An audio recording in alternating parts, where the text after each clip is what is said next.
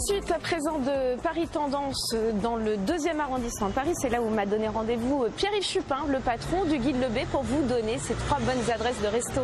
Cette semaine, il avait très envie de crêpes aussi. Il m'a donné rendez-vous ici chez Pascade.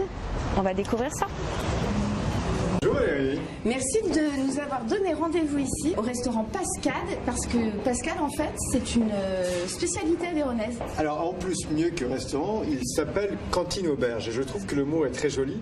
Et la Pascade, oui, c'est une spécialité avéronaise qui se faisait à l'époque de Pâques, donc c'est bientôt le cas, et qui est à base essentiellement de farine, de lait ou d'eau, certains choisissent de lait, et surtout qu'un chef aveyronais, Alexandre Bourdin, qui est au Saquana à Honfleur, a importé ici à Paris dans cet établissement. Ces Pascades, elles sont généreuses, on les prend pour soi, on peut les partager.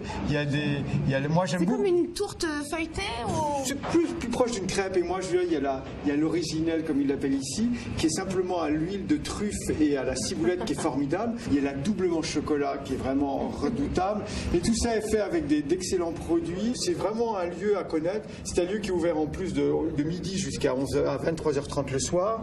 Donc on peut venir toute la journée avec une formule à 32 €, mais très sincèrement 32 € c'est très copieux. 2 autres adresses autour de la crêpe, et à commencer par le Bresse Café. Alors le Bresse Café, c'est d'abord, parlons d'une success story, parce qu'il y a 9 Bresse Café au Japon, il y en a 2 en Bretagne, il y en a une à Paris ici dans le 3e rue du Temple, il y en a une bientôt qui va ouvrir au marché Saint-Germain.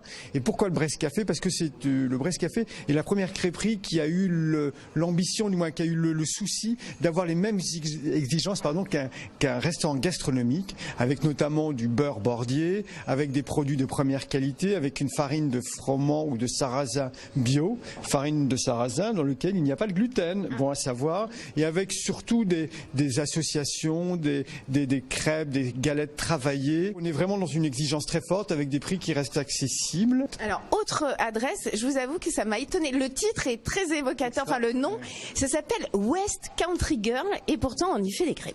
On y fait des crêpes. Alors là, c'est plutôt la Bretagne version sud. On est plutôt dans le sud Finistère, avec une ambiance qui n'est pas la crêperie de bonne maman, qui est plutôt un peu rock'n'roll. En plus là, on est sur la version un peu Bretagne sud, avec des galettes notamment qui sont croustillantes, qui sont fines, qui sont superbes. Là aussi, une à déguster. Celle au caramel, au beurre salé fait maison, vraiment remarquable. Merci beaucoup Pierre, vous allez rester avec nous.